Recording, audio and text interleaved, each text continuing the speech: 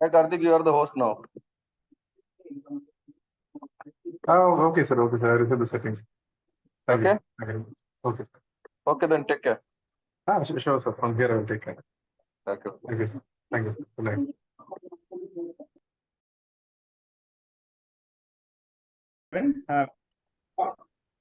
night. I, along with Dr. Rajan from Trichy, we started this program 2 years ago with the intention that, first of all, some kind of selfishness there, and we want to learn from the rest of the people. That's what's happening right now.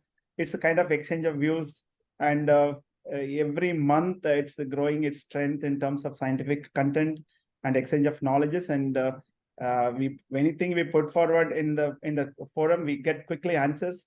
It's kind of consulting to our friend and getting a quick response so that it aids our clinical practice. So this is today's 30th series of peculiar case of renal transplant. Again, we have array of a good topic, 2 topics today, and eminent panelist. Let me introduce the panelists first. Sir, Dr. Shiva sir, Shivakumar sir, he's the present, he's I think retired, but still he's going great at this age. He's continuing to teach the students, and he's a gifted scholar, scoop of educator. He's a very perceptive medical professional, very modest person. And sir, you are a living embodiment of real teacher and ideal teacher, and your student must be happy about your commitment, so that they can take a cue from you as a life, learning, and they could, transform into clinical practice. Wishfully, yes. Wishfully, yes. Yes, thank you, sir. Thank you, sir. And we are pleased that you accepted invitation the second time you're coming here. It's a great honor, sir. It's for us to have people like you to promote this academic program. And it will add strength to our the programs vitality. So, and we have another very eminent person in the West region, Dr. Umapati. He is the consultant nephrologist, vice chancellor, and vice chairman, and department of nephrology, Nadia Hospital, the Muljibai Urology Hospital. And he is a DNB teacher. He has produced more than 50 students to his credit, and is a president scientific committee member in ISN. And sir, I always admire his clarity of thoughts and very sharp, razor sharp, in fact, comments to any queries which we propose. We put in our forum, and you are very familiar, and you are very famous for that kind of a response, very in a forum. And I understand your deep understanding about the transplant science, and we always admire your knowledge. And we have 2 speakers today. One presented, Harini Devi, is a senior resident in Madras Medical College, and she will be ably guided by Professor Dr. NGK. We fondly call him short NGK. And sir is to say, I just want to put in a nutshell, he's from our place, so I have a great honor to add some of points to his credit, and to add value to his presence here. More than 70 talented renal physicians are spread across our nation, across the globe, and he's an incredibly committed teacher, and currently serving as a member, a secretary of Transplant, and the director of Medical College Institute of Nephrology. And yes, whenever I travel with him, I admire his profound understanding of Tamil literature. When he opens up, he delves into the details which I never heard of. And so even though I'm a Tamil person in this region, and his knowledge is tremendous in that area, and he's a critical eye for economically sound initiatives, holding his profession. The post here, I think you will throw a lot of sound economic initiatives in the coming time. So that will help both the professional as well as the people in Tamil Nadu. So, sir, I wish you have a good health because you are modest and humble, and you must continue to impart knowledge and professional discipline and work ethics.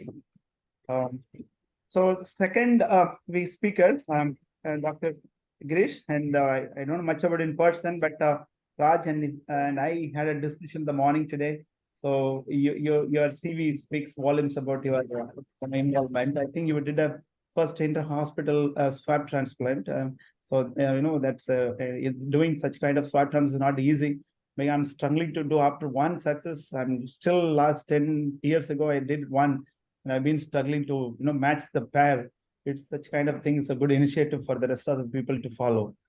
And I don't have much to add because we can read 10 minutes of your CV, but let's come to can I end very quickly? I think your talk, I think it's going to be different. I don't know. I cannot figure out what is we're going to talk because Raj didn't tell me much about your talk. It's a topic is a hardware issues and renal transplant. I'm really curious to know what you're going to talk. Let me hand over to Dr. Hani Devi. Please go ahead. Considering the topic of neutrophilic infiltration and a renal transplant, I think we had a discussion in our forum I think 1 year ago. So many people presented data and that told some scientific paper. They said one Dr. Ravi from my senior in Chennai. So he quoted a paper from even 1971 paper. Any neutrophilic infiltration, the graft, if you rule out pyelonephritis, there is having a dismal outcome of graft function. So let's see how she's going to talk about it. Whether it neutrophil, I recently learned, I read a journal that and neutrophils act as a APC. It's like the antigen presenting cells indirectly priming the CD4, then priming CD8, then helps to act as a antigen presenting cell. Whether it's a pro-inflammatory or it's a helps in repairing process. And now we have to see detail from the presentation. So over to you, Hani. Am I audible, sir? Yeah, yes, clearly. Okay, sir.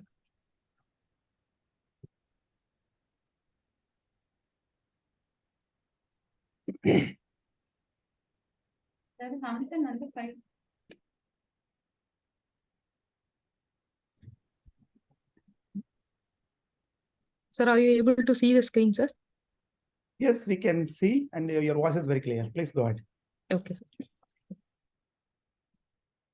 Good evening, one and all present here. I am Dr. Harni, a second year resident from Madras Medical College. So today I am going to discuss about a case where we had seen neutrophilic infiltration in the allograft, which posed as a diagnostic dilemma. So coming to our recipient, Mr. J, he was a 46 years old gentleman, farmer by occupation, native of Tamil Nadu.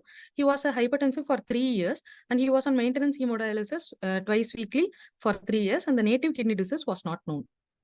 So the viral markers were negative. We had proceeded with the transplant workup. The viral markers were negative. He had 2 units of packed blood cell transfusion 1 year back, which were not donor specific. The voiding cystourethrogram and the iliac vessel Doppler were normal. Echo showed concentric LVH with an ejection fraction of 60%. The residual urine output was 300 ml per day. So coming to our donor, Mrs. M, she's a 46 years old lady, wife of our recipient. It was a non-consanguineous marriage. She has 2 children with no comorbidities and a creatinine of 0.6 milligrams per deciliter. So the viral markers were negative. USG showed normal kidneys. Echo was normal.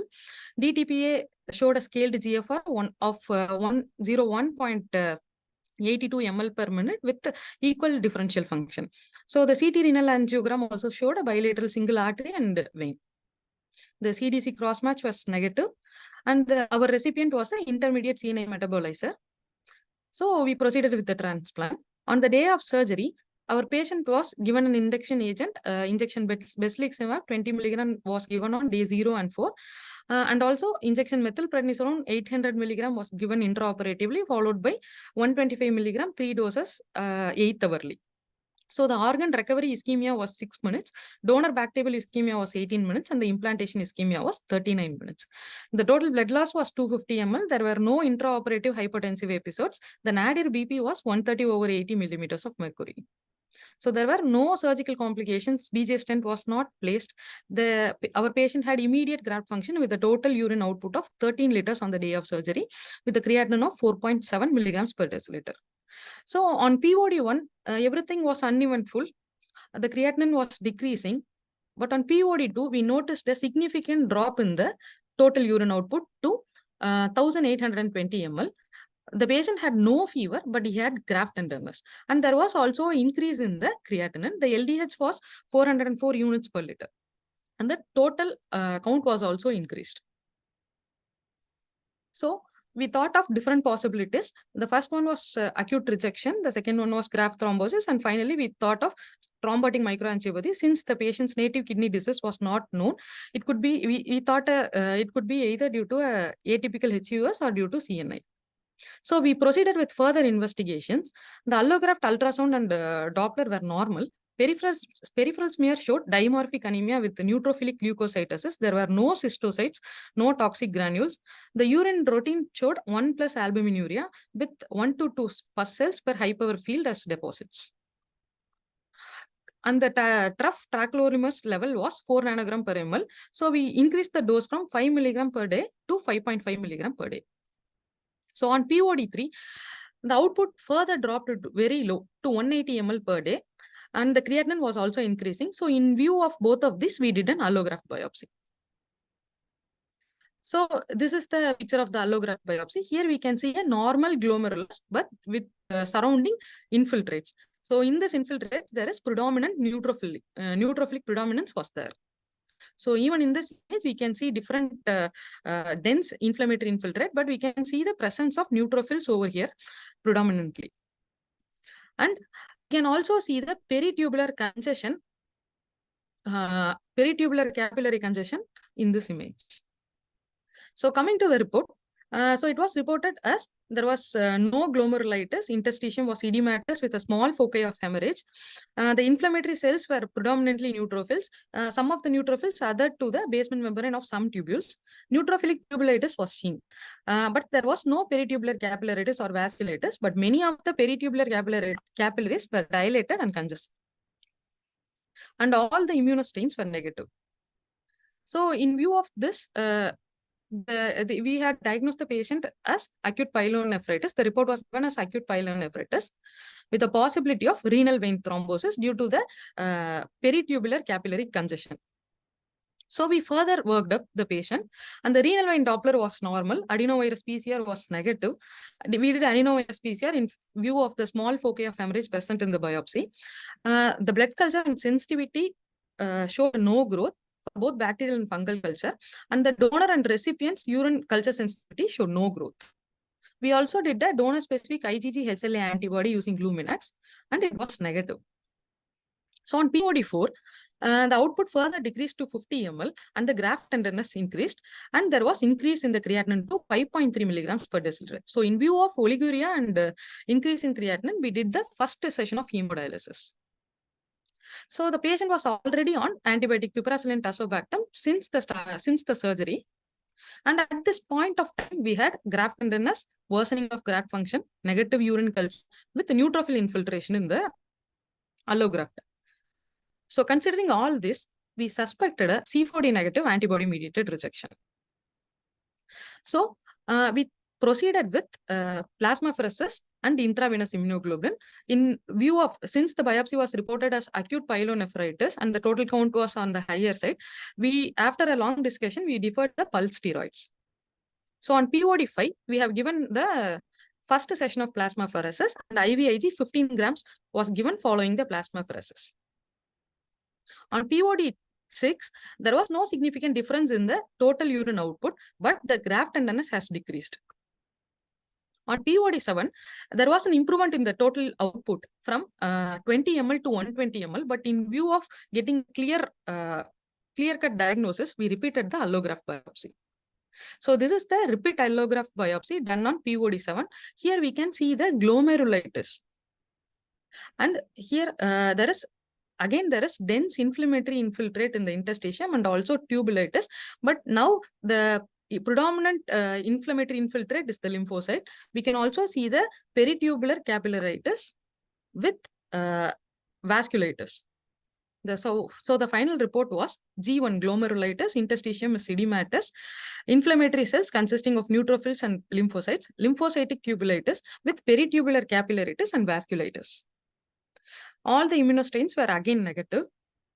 So it was diagnosed as acute cell-mediated rejection 2A with the possibility of C4d negative antibody mediated rejection. So now we proceeded giving the pulse steroids, methylprednisolone, 500 milligram, 500 milligram, 250 milligram on consecutive days, and plasmapheresis was also done on POD 8, 9, and 10. Intravenous immunoglobulin, 15 grams per day was given after every session of plasmapheresis. So on like a total amount of 60 grams of intravenous immunoglobulin was given, considering 1 grams per kilogram. So the urine output gradually progressed, and on POD 16, the total urine output was 6,550 ml with a creatinine of 1.6 milligrams per deciliter, and our patient was completely asymptomatic.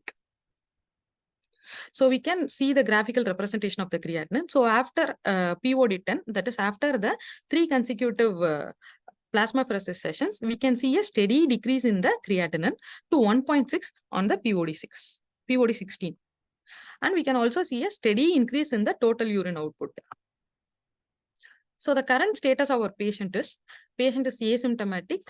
The tacrolimus level is 9.3 at present, and the patient is on 6 milligrams per day tacrolimus, and the creatinine is 1.3 milligrams per deciliter with a urine output of 4 to 5 liters per day.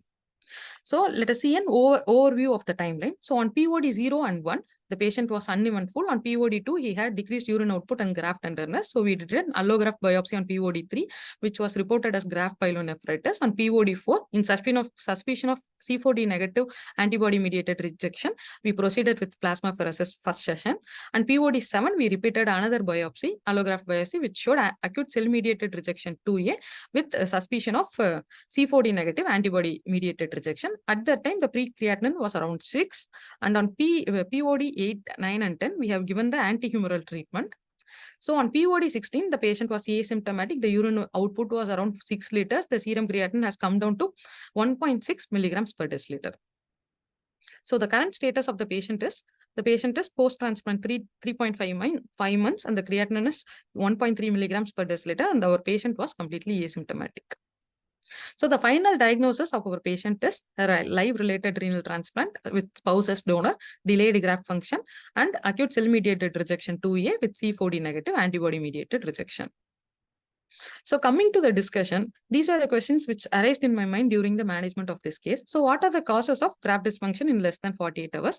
And what are the causes of C4d negative and DSA negative antibody-mediated rejection? And what are the significances of the neutrophils in the allograft during the post-transplantation period? So coming to the first question, the causes of graft dysfunction in early post-operative period, it can be classified again like similar to an AKA, like a pre-renal, intrinsic, post-renal, and vascular causes. So in pre-renal, it could be due to volume contraction and nephrotoxic drugs. In intrinsic causes could be the most common one being the acute tubular necrosis, the others being acute rejection, TMA, or recurrence. And the post-renal causes being the catheter obstruction, perinephric collection, ureteral obstruction, and the vascular causes being arterial or venous thrombosis and transplant renal artery stenosis.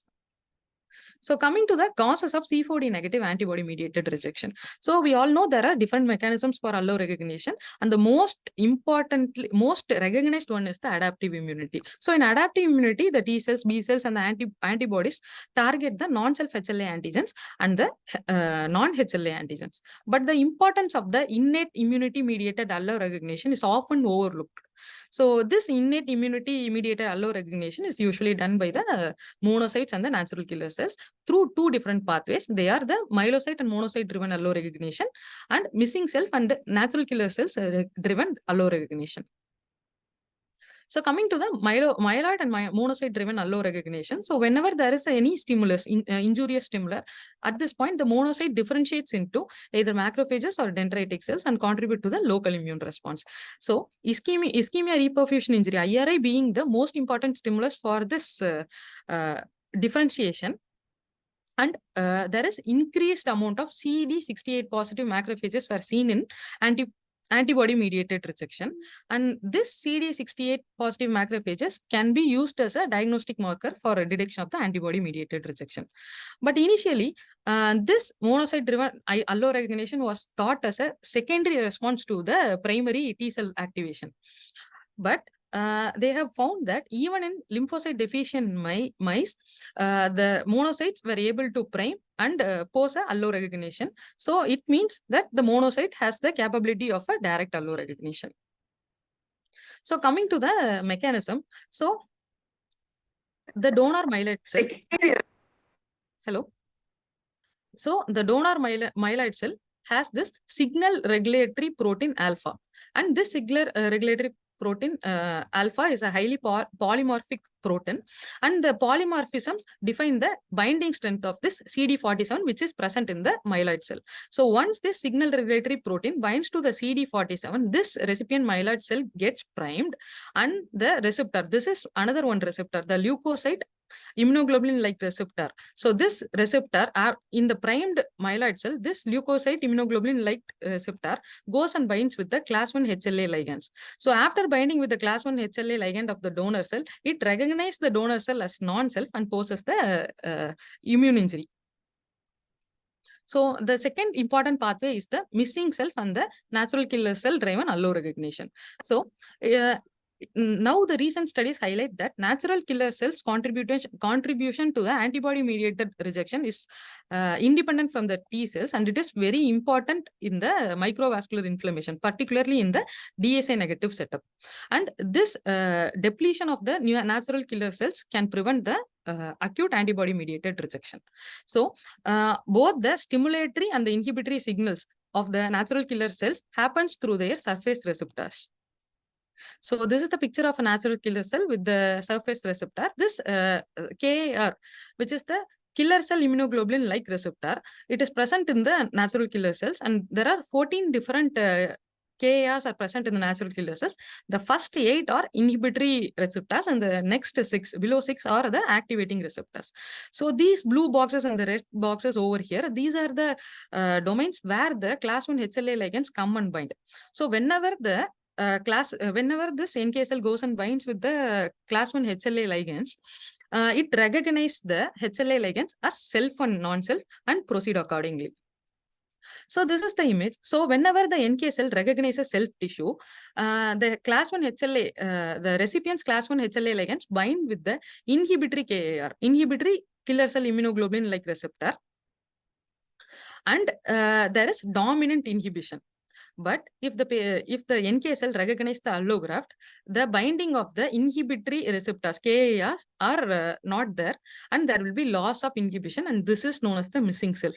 And coming to the other side, there is binding of the class 1 ligands of the allograft to the activators, KAR activators in the NK cell, and it causes dominant activation. So both this loss of inhibition and the dominant activation has a very important role in the allograft injury. The other important mechanism by which the NK cell can cause allograft injury is through the donor-specific antibody by antibody-mediated dependent cell-mediated cytotoxicity. So coming to the reasons why this HLA donor-specific antibodies are not detectable in peripheral blood.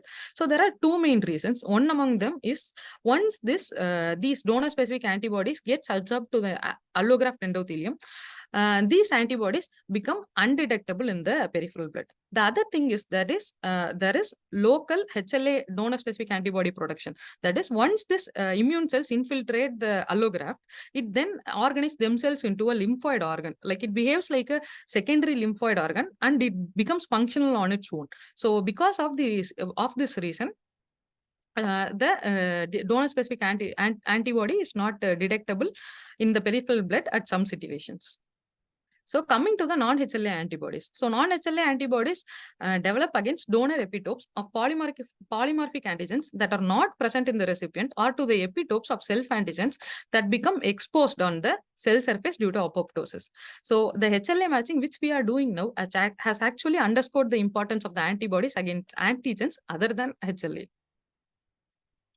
So coming to one of the first and most important non-HLA antibody, which is the MICA. It is a major histocompatibility complex class 1 related chain A antibodies. It is a highly polymorphic protein, and whenever there is a difference between the recipient and the donor MICA, that develops it behaves like a triggers for the development of the donor specific antibody, and this MICA antibodies are seen in kidney, heart transplants, and even in lung transplant recipients. Some say there is increased risk of graft rejection whenever the MICA antibodies are present, but few people found that there is no association between the MICA antibodies and the transplant outcomes.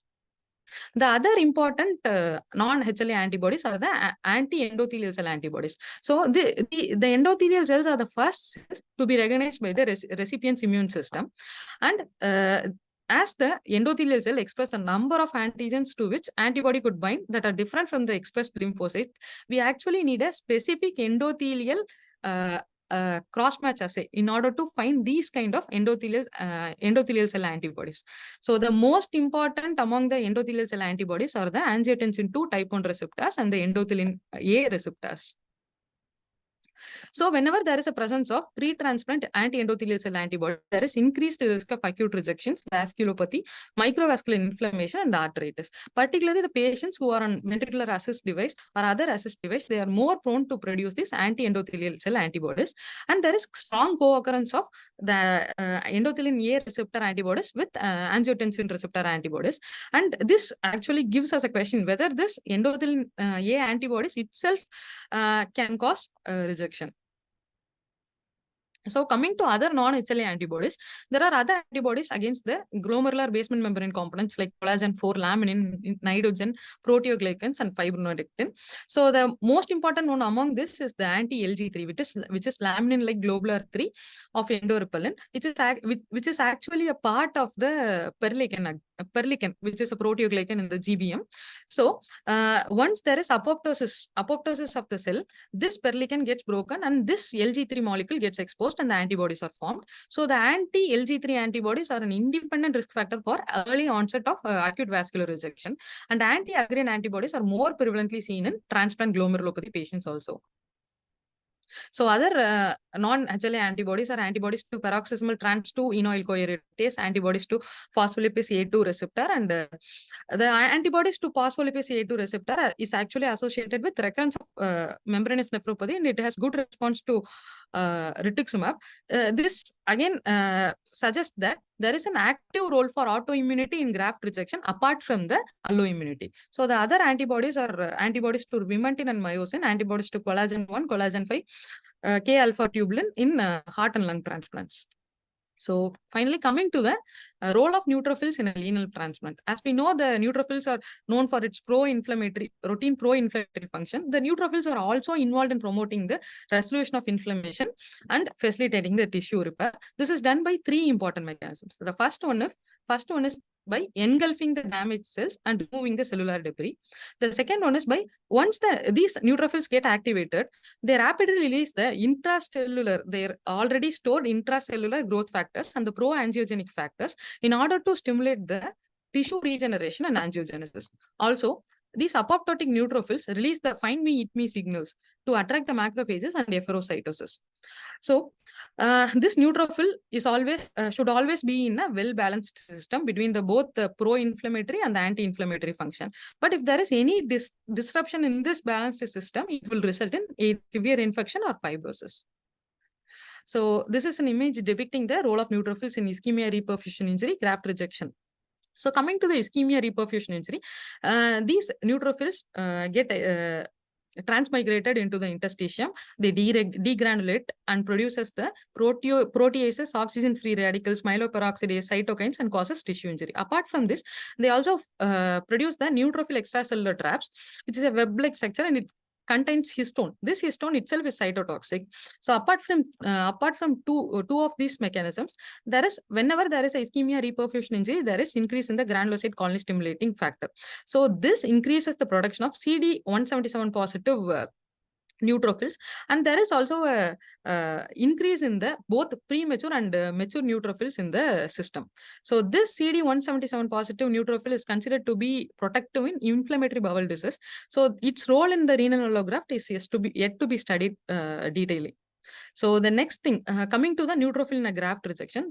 So as Sir said, the neutrophil itself can act as a antigen presenting cell and promote the T cell proliferation. And coming to the immune tolerance. So as I have already told, during the ischemia reperfusion injury, there is increase in the granulocyte colony stimulating factor. And this increases the production of the cytokine interleukin 10, which is an anti-inflammatory product.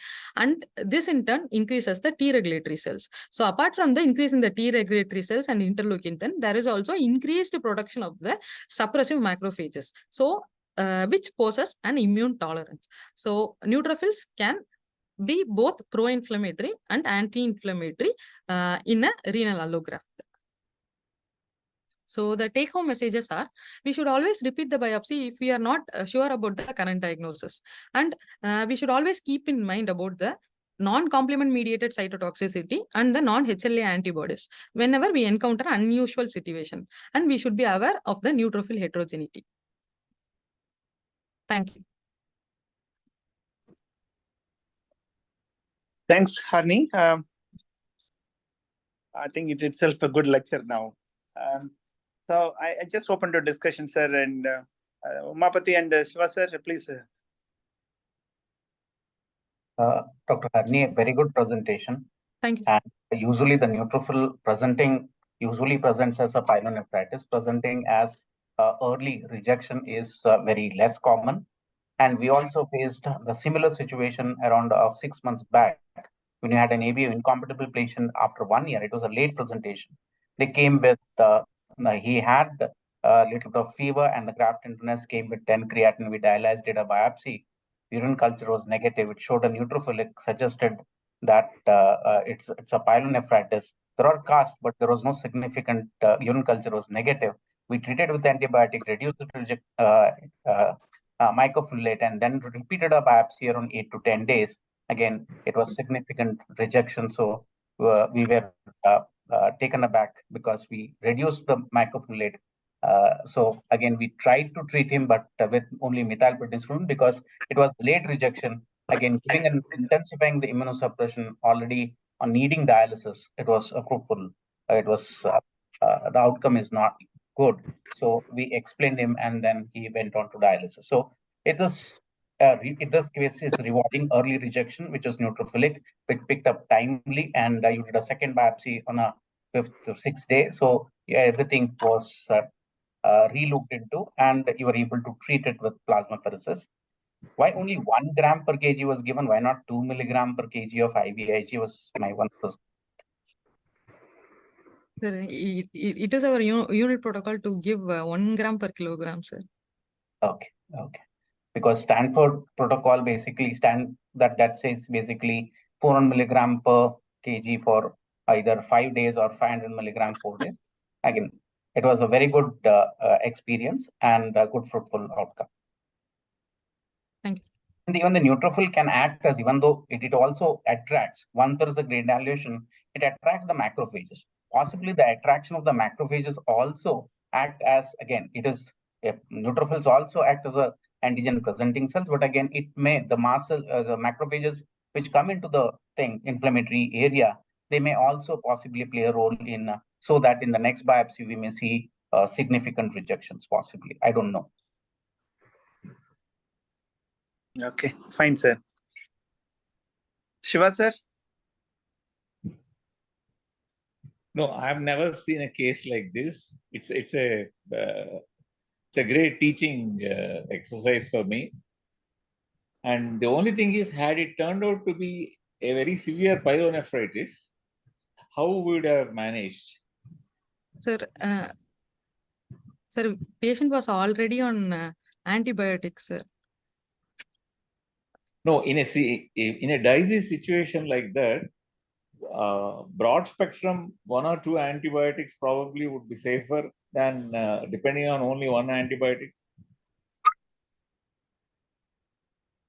Sir, the patient did not have any other symptoms of urinary tract infection, sir. DJ stent was also not placed.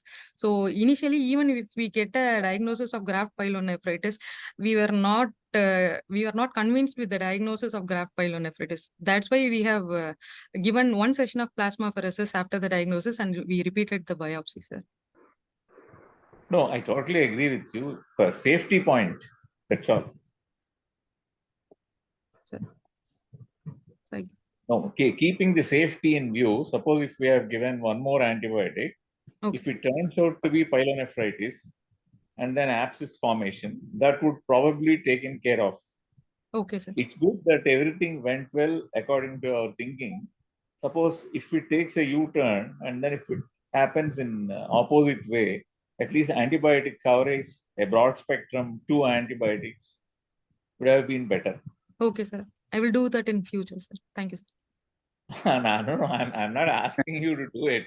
Gopal Krishna is there. Huh? So I'm just suggesting. Okay. Right. Yes. Okay, okay, sir. Sir, Thank you. and sir, you can add something and then we can go to next case, sir. And My reflections, if I'm allowed, for a couple of minutes. Yeah. Thanks for this opportunity.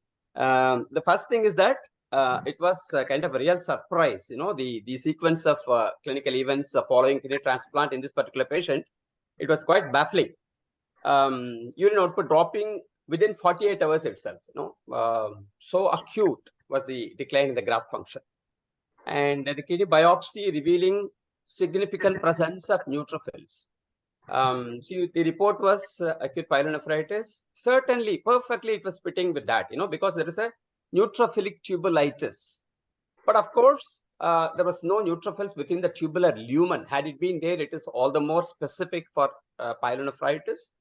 But barring that, everything, we with respect, we viewed the biopsy report. But clinically, we were not convinced at all. Why so? Because as Harini pointed out, urine didn't reveal any pus cells. And within 48 hours, it is rather unusual for a graft to go into pyelonephritis unless there was a pre-existing infection in the donor. This thing, so went ahead doing urine culture in the donor also. It was also negative. Donor urine also didn't reveal pus cells, kind of a thing. So developing a graft pyelonephritis pathology within 48 hours, it is rather unheard of. So we were baffled. So what are the situations in which you come across infiltration of neutrophils in the allograft? One, ischemia reperfusion injury. Definitely there is a role for neutrophils over there. Probably most of the kidney biopsies, if you do less than 48 hours, definitely you can locate a few neutrophils here and there. Second one is acute pyelonephritis. Third one is certainly acute antibody mediated rejection. Certainly there is a role for neutrophils. So the third possibility we thought in terms of, but again, it was not very clear about ABMR. It's only a kind of a speculation, because DSA negative and C4D negative. See, there are explanations for C4D negative ABMR because complement independent mechanism of allograft injury mediated by DSA. But here DSA also is negative. Of course, Harini gave a beautiful explanation how can DSA, the anti-HLA antibodies which we are measuring, can be negative. It can be mediated by many other the antibodies directed to the whole array of antigens which she mentioned. But it is rather rare to have both DSA negative and C4D negative, a non-HLA antibody inflicting injury on the graft by complement independent mechanism. Theoretically, it is possible, but practically, how to kind of believe that? So without knowing what to do, so we believed that it could be ABMR and then went ahead doing this. Now, another important question is that even if it is ABMR, why it occurs so early? In what situation we get ABMR within 48 hours?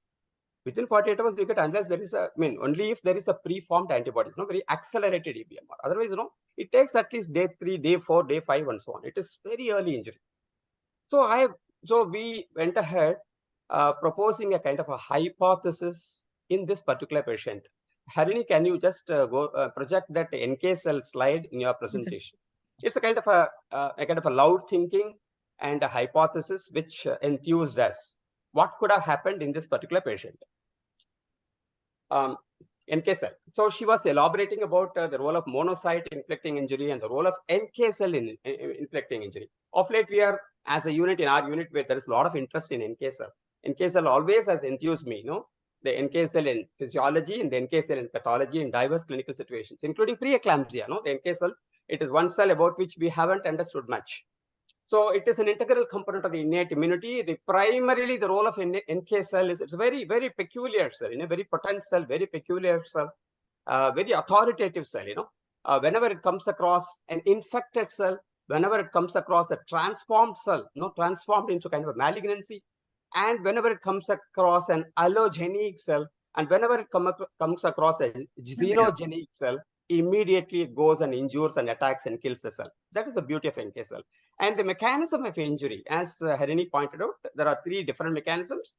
A quick recapitulation of what she said. The NK cell is elaborating receptors on the surface known as KIR. KIRs, there are different types of KIRs under a set of genes. And these KIRs, the killer cell immunoglobulin-like receptors, when they come across the host cell, how host cells are not attacked? Because these KIRs, they recognize the HLAs expressed on the original self cells. In such situations, the interactions are with inhibitory KIRs. So nothing happens. On the other hand, when the NK cells come across the allo cell, the non-self cell, the interaction of the ligands expressed, the MHC molecules expressed on the donor cell, the allograft, they can interact with, if they interact with the activating KIRs, the injury happens. Here, where is the role for DSA? There is no antibody, without anything. It can just, if it is not finding self antigen also, it can go and attack cell. That is called missing self hypothesis. On the other hand, if the HLAs are disparate, the HLAs on the donor graft cells, if they are disparate and they are engaging with the activating KIRs, also it can go and attack. So by these 2 mechanisms, the NK cells can inflict injury without the need for presence of DSA itself. But the pathology can simply be that. So there can be the endothelial injury, and so the glomerulitis and the peritubular capillaritis, because the endothelial injury can happen. Here there is no need for presence of C4D, and there is no need for demonstration of DSA. The next question is that, why is it happening? The neutrophils, due to some reason, as I've already said, whenever there is even milder degrees of ischemia reperfusion, transiently it is present. What is reported in the literature is that in a vulnerable person, when the situation is conducive, these neutrophils elaborate interleukin 18, and this interleukin 18, in collaboration with interleukin 12, can bring in more and more NK cells here to the field and activate the NK cells, and the NK cells can mediate injury. Okay, finally, how this patient improved? Of course, there was cell-mediated rejection as well. There is a response to steroid, if you say that. But how the peritubular capillaritis, glomerulitis, everything involved? Again, there is an explanation. The IV immunoglobulin, how it kind of impacts positively on the graft outcome is that we haven't understood fully. One of the mechanisms is that it brings down the NK cell activity as well. So why can't it be? It's a pattern of injury rather than branding it as antibody-mediated rejection. It's a different kind of a pattern of a graft injury, possibly mediated by other mechanisms, including NK cells. Thank you. Thank you, sir. Sir Umavesh, sir, I think one of the chat box we have a question, sir. I think probably you can address that. And presently a case I think Sakti has got, and pus cast with the ATN with the tubular infiltration of neutrophils. Would he take it as a rejection or a pyelonephritis? I think you can answer him. When there is significant presence of the neutrophils within the tubular lumen forming pus cause, the most likely diagnosis is pyelonephritis, not anything else. Oh, thank you, sir. Thank you. And some more chat box, some questions. We have active questions. And one more, the interesting thing is, what would you expect, Harini, in the future? Because you said CD4 negative ABMR, then TCMR, then what would you expect in future? That's what the one chat box question is popping out.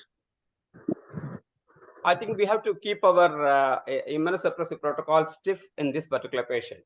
So there is some vulnerability for kind of the effector cell, cytotoxic effector cell activity in this patient, whatever may be the mechanism, be it antibody mediated or antibody independent mechanisms. We would like to keep the immunosuppression on the higher side rather than the lower side? Sir, whether to check the DSA at 6 months and 12 months, because though there is an absorption of the antibody in the graft, later on it may go on increasing. So it's like a de novo DSA. So whether on an ongoing chronic active ABMR it may happen.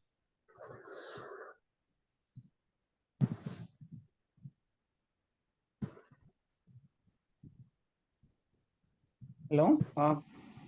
Hello. So, Raj, you want to add something? Yes, just a question actually. Sir, NGK sir to Harini, and how do you account for this extensive infiltration of neutrophils in the interstitium? Whether you take this as initial ABMR, or it was initially it's to start with its ischemia reperfusion injury triggering in more neutrophils, that in turn attracts your NK cells and macrophages, lead on to rejections. How do you account for the initial infiltration of neutrophils specifically in the interstitium? Because it doesn't fit into the criteria of ABMR. Yes, it can be both. To start with ischemia reperfusion injury, but that alone cannot explain the presence of so much, because the day one the urine output was pretty good. Had there been a significant ischemia reperfusion injury, the patient would have gone in for delayed graft function and urine output would not be 13 liters. Okay. So there is no great ischemia reperfusion injury. Certainly an element of ischemia reperfusion, but that alone cannot explain this. Okay, sir.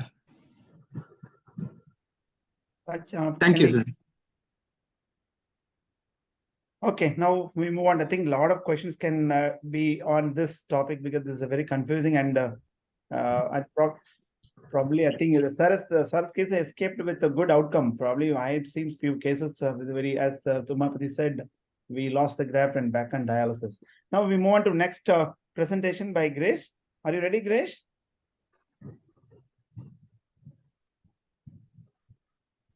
Hardware issues and renal transplant. Can you Kindly hear share me? your slide. Sure. Yes.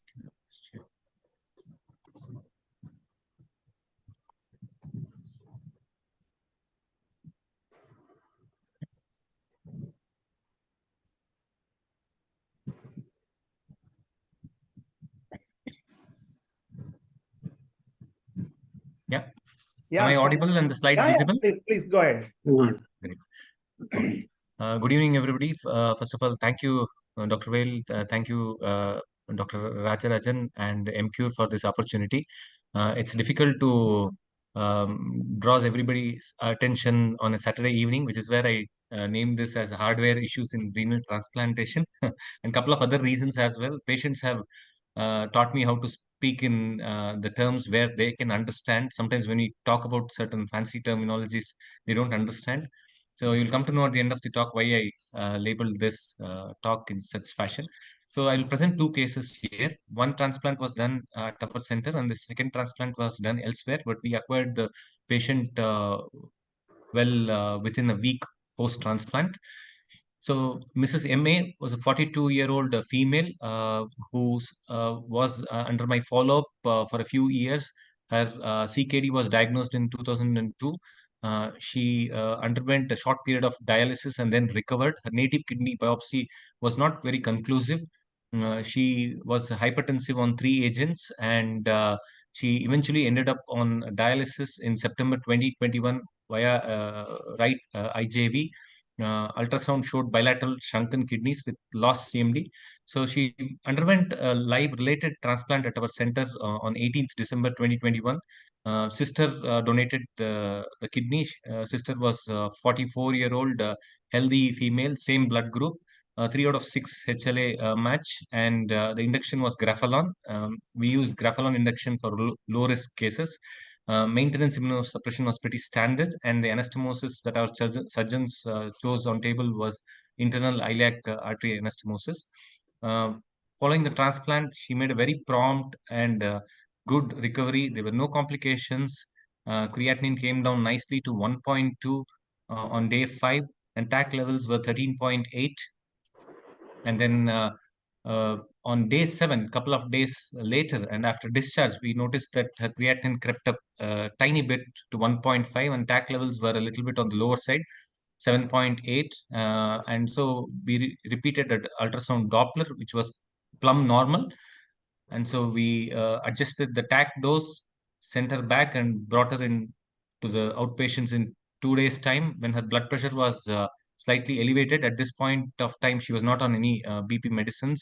Post-transplant, her BP was normal, so we had taken out these medicines. Creatinine went up to 1.7, and the tacrolimus dropped further to 4.7 despite increase in the dose. So at that point, we were planning for a kidney biopsy, and in that process, we repeated a Doppler. So to our surprise, we found this. The turbulent flow was dampened along with Pavas et tardus fashion with features suggestive of transplant renal artery stenosis. The peak systolic velocity was 214 and the EDV was 113 and the RI fell down to 0.4. So on the CT renal angiogram confirmed the same because surgeons usually refuse to believe that it is anything other than rejection, especially when it comes to these sort of mechanical problems. But we had to convince them, did a CT renal angiogram, the 3D construction. You can see this narrowing in this segment of anastomosis. It's peri-anastomosis narrowing. So and then on the very same day, our surgeons decided to explore. There was almost a 4-hour discussion before we took this step. I know there is a school of thought that endovascular intervention would have been ideal, but the surprising thing was after speaking to several transplant nephrologists, interventional radiologists, surgeons, family, and also doctors in the family, the next best plan of action was to explore what's happening surgically on day 9 because not a lot of radiologists were confident to go endovascularly because they were worried about the complications, anastomotic rupture, etc., graft loss, and so on. So we thought we will open up and see. The surgical exploration, to our surprise, didn't reveal anything much. The graft was well perfused, pink. There was hardly any kink. So surgeons waited for an hour or so, got intra-op Dopplers done. Graft was pink, turgid, and the PSV actually dropped down to about 120. And so we really didn't find anything. So we decided to close up and then monitor. So post-operatively, that same night we repeated another Doppler. We saw a nice dip in the PSV to 92 with good flow patterns. So we were all happy, went to our beds and we were like, yes, problem sorted. But unfortunately, I don't think that was the end of the problem. So on day 9, again, the creatinine went up to day 10, sorry, the creatinine, the blood pressure went up to 160, 110, and the creatinine was stuck at 1.7. And the tacrolimus levels were 8, and the PSV was ever so slightly elevated. Again, the very next day, blood pressure shot up despite being on 2 to 3 agents, and we had to start NTG infusions. Creatinine was hovering around the same levels, but the PSV was climbing up. And then, sorry, and then day 13, when the creatinine shot up to 2.1, we thought we've had enough and probably we'll have to repeat the Doppler again and probably do this time. So the repeat renal Doppler, that's on day 13, showed again renal artery stenosis with PSV of 244 this time and RIs of 0.39. This was the angiogram. Sorry, I just tried to play this one. Just trying to, yeah. So you can see the stenosis confirmed. So it was in the same region that the CT renal angiogram in the first instance had showed. So you can see that the ureteric stent is still in situ because we removed the ureteric stents after 2 weeks. And so the interventional radiologist went on to perform a plasty. And then a bare metal stent was placed. So this is the video showing the deploying of the bare metal stent.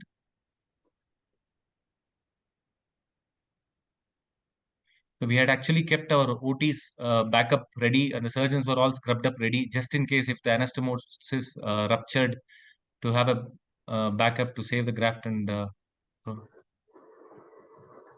luckily nothing happened. And post-procedure, the outcomes were really good. no complications, good flow. And repeat Doppler subsequently were normal. We started her on dual antiplatelet agents for 6 weeks, and then continued on a single antiplatelet agent, clopidogrel, for indefinite period of time. Now, 2 years down the line, her creatinine hovers between 1.1 to 1.3, and blood pressure is well controlled on one agent. And we do her Dopplers once in every 3 to 4 months, which are normal. So the next case is a 40-year-old male, Mr. SD, who underwent a live unrelated transplant in another state on the 21st of June this year. The donor, we were told, was 23-year female. It was a preemptive transplant, ATG induction, and TAC MMF steroids were the maintenance immunosuppression. And this time the anastomosis was external iliac artery anastomosis.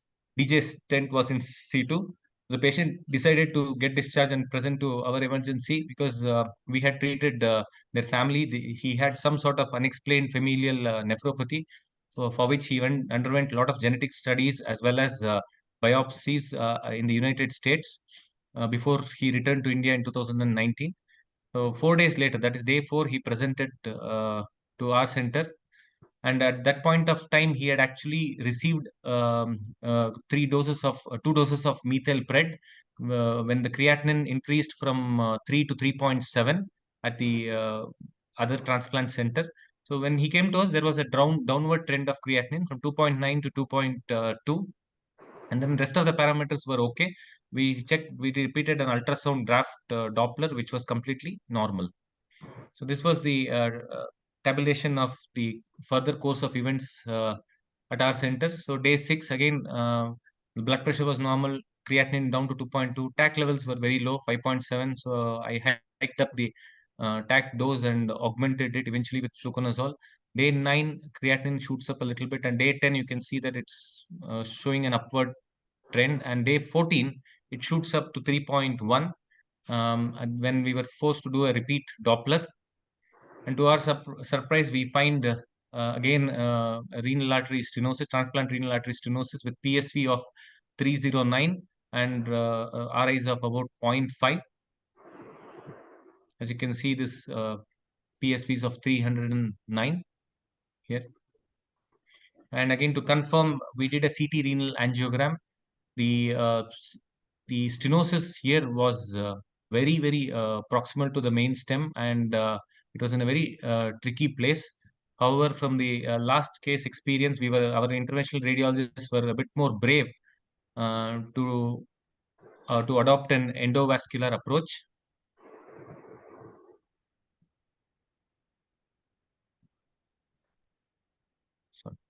So the next video is about the plasty that was performed.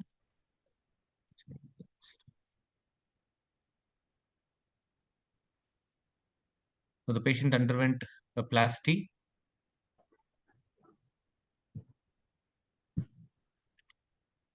Following which a bare metal stent was placed with good results. And post-procedure,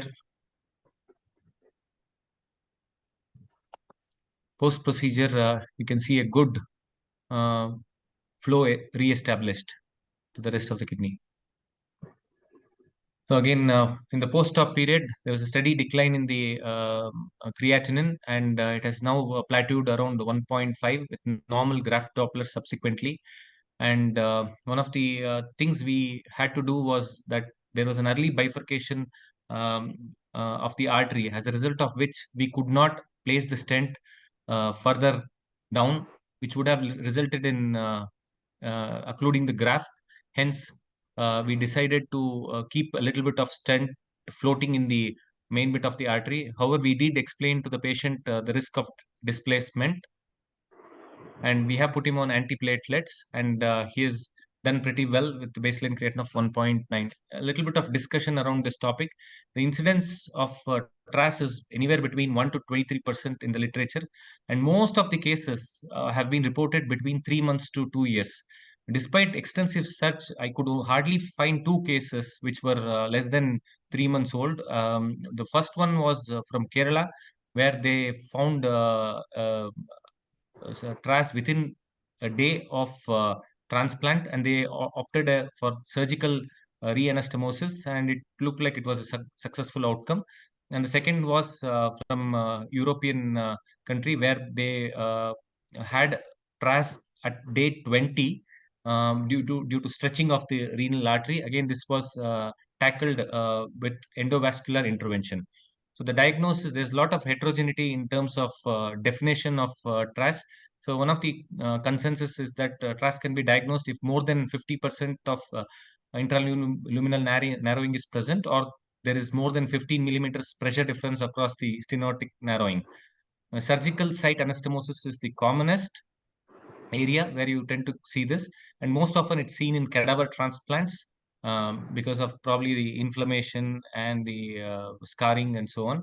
Early TRAS, as I said, is extremely rare. What are the causes of TRAS?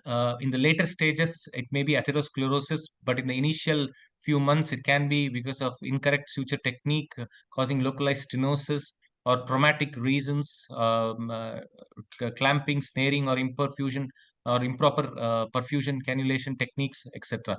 And even sometimes a small dissection flap can lead on to inflammation and scarring. There are few other contributing factors like prolonged cold ischemia, delayed graft function, immunological insults, and so on. So these are the few references. So the biggest dilemma is what to do when such a thing happens very early in the phase, whether to go for plasty and plus or minus stenting or surgical revascularization. That's the dilemma most of the times. And there is a systematic review of outcomes. This paper was published in 2050. It's one of the largest, where it showed that endovascular intervention had very high success rates between 65 to 94%, and the technical success rates were almost more than 90%, and the patency rates were 42 to 100%. And there are also some guidelines regarding the same, and the studies they have quoted shows very high technical success rates following the procedure. But it may not be as rosy as it sounds, because there are quite a few studies which says that the complication rates with PTA can be as high as 10%, which includes bleeding, pseudoaneurysms, and most importantly, dissections and anastomotic ruptures, resulting in graft loss and sometimes death. And the question is whether to go for the stent or not. Nowadays, I think it is probably a practice to invariably stent most of the plasties when it happens post-transplant. Although there are certain indications, nobody wants to take the risk of residual or restenosis, which is why the reason stent comes in as a part and parcel of the PTA. And the reported rates of complications, again, with the stents are pretty high. So surgical revascularization is only reserved now to very difficult cases where the stenosis is inaccessible or not successful angioplasties. Quite often they end up performing bypass grafts. Sorry, yeah. Last few slides. Yeah. And surgery is now more of a rescue therapy. So to summarize, early TRAS, we've seen early TRAS in these two cases, day 9 and day 14. And it's an extremely rare complication. I have not come across much in the literature. I'm happy to learn from this audience. And I think close monitoring and repeating graft Dopplers at a drop of a hat definitely saved us from catastrophes. In certain cases, high-risk cases, better to have a surveillance program. So it's not only in external iliac, even internal iliac artery sometimes can be prone to these complications. And I think angioplasty and stenting still would remain the treatment of choice, and surgery should be reserved as a rescue therapy. Thank you. I'll be happy to take any questions. Okay, Grace, thanks. And you can unshare your slides so we can see the rest of the people can talk. Sir, Shiva sir can comment, sir. And no, it's very interesting.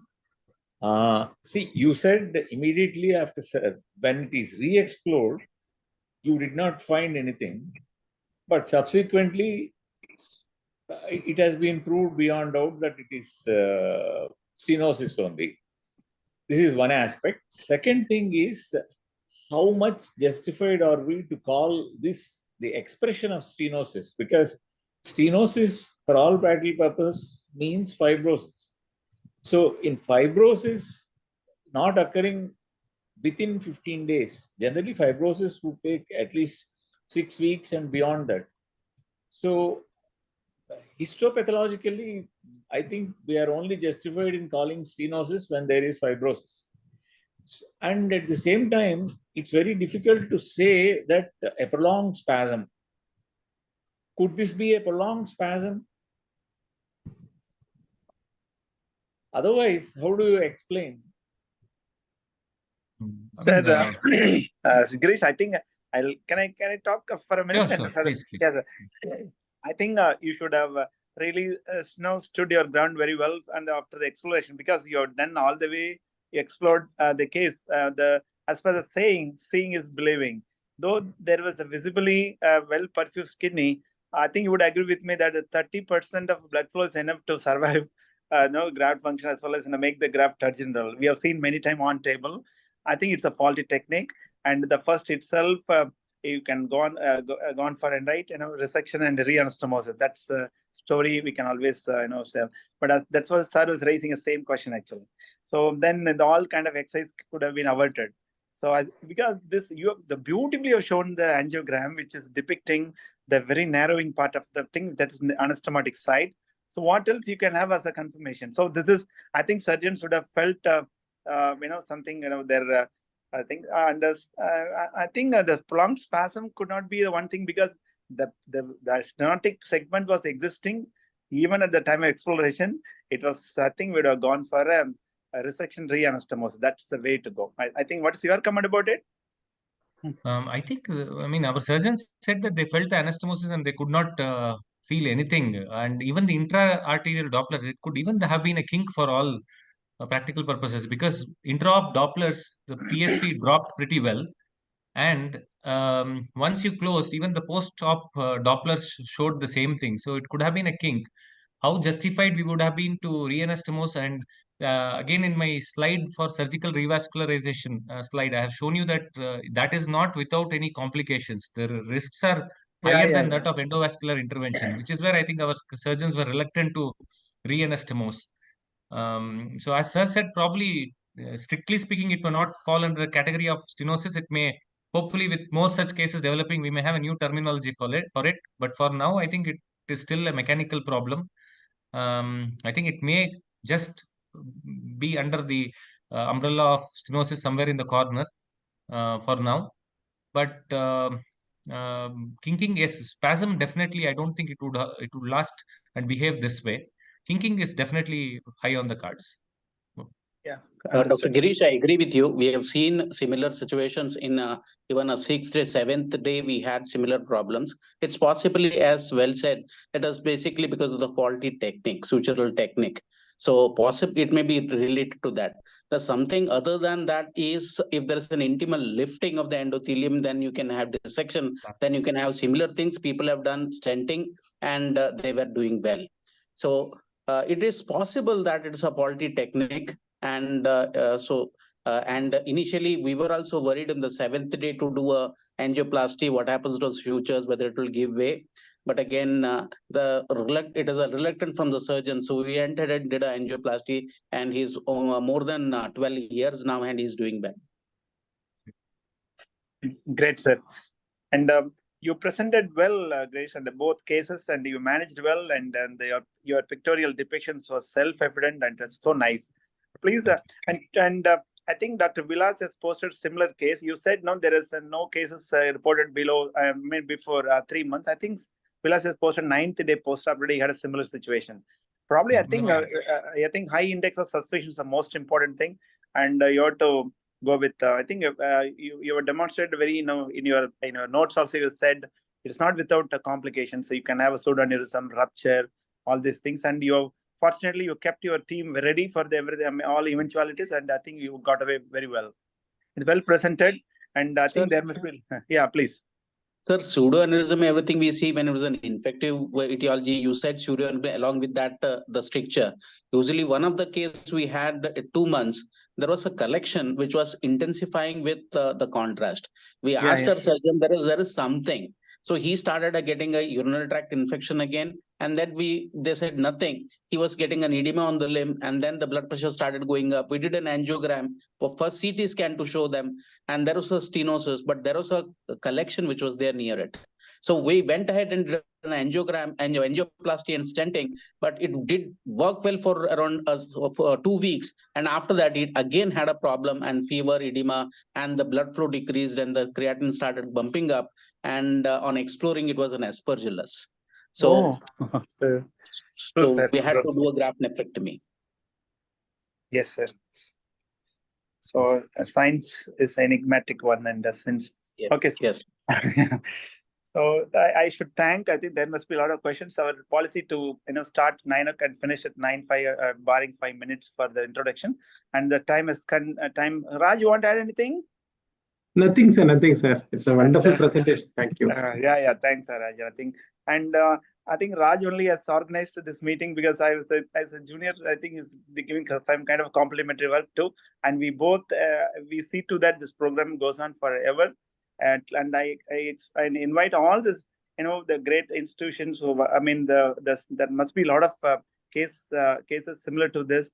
Please come for our presentation for everybody's sake, and it could be a good learning platform. We learned few things today, very important.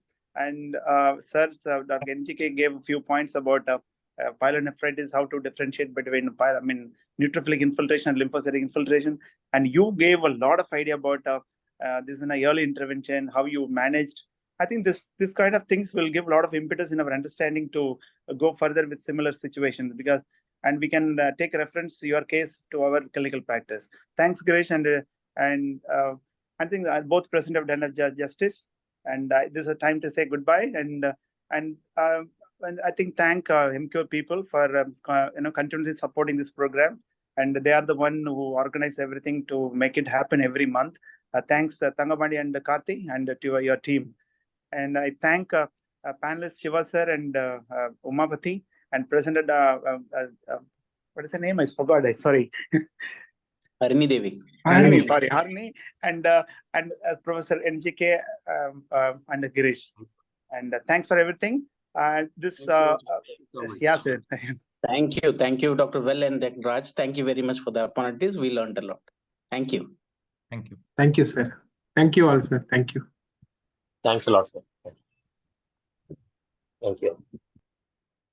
Thank you, Kumar. Thank you, sir.